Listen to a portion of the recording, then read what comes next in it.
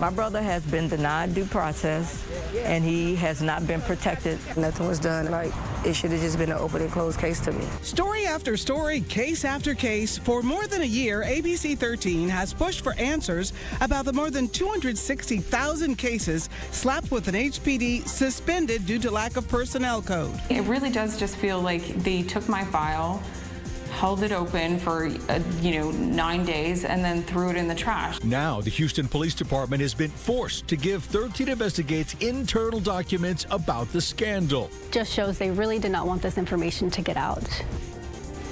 Since we first broke this last night at 10, 13 Investigates has been diving into the more than 100 pages of documents detailing who in HPD knew what and when. It has been a winding road to get to this point. Now, let's walk through a timeline of the case coding scandal. In 2016, the SL code is created. Chief Troy Finner said he only learned about it the day before Astroworld in 2021 and says he gave top brass a verbal command to stop using it. He'd been on the job for 7 months. More than 2 years later, February 2024, that's when the public learns about the suspended cases. And in March, Finner sent a memo to stop the practice. In April, the 13 Investigates team requested HPD's internal documents, and a month later, Finner was allowed to retire.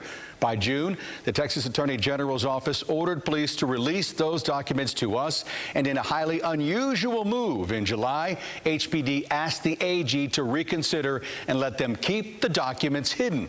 Last month, the AG said that request is prohibited and said the records must be released.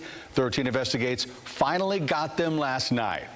So ABC 13's Liliana Pearson has been reading through everything, and she is live now with the big takeaways. Well, Gina, these are those documents, and it's only a small glimpse into what knew what and when. So these are statements from lieutenants and commanders, and it contains a lot of finger pointing. For now, we are withholding names to provide those at the center of these documents.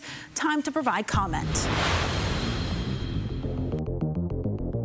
Who knew about the SL code HPD used to suspend 250,000 incident reports because they didn't have the manpower to investigate them? To learn that, 13 Investigates requested these documents in April of 2024, and HPD sent it to the Attorney General for a ruling because they didn't want to release it. The AG said they had to, but in an unprecedented move, HPD asked them to change their mind. The AG telling HPD a governmental body is prohibited from asking for a reconsideration of the Attorney General's decision. Now released, we're getting a look at the interviews conducted to unravel the web of the SL code's history. The consequences of sidelining incident reports that had leads seem to go unquestioned by most. This commander saying, prior to February of 2024, I still did not consider the SL code to be improper. The SL code was put in place by my superiors in 2016, and I was trained on the use of the code. Some did raise eyebrows at it. HPD repeatedly said child sex crimes were not a part of the investigation.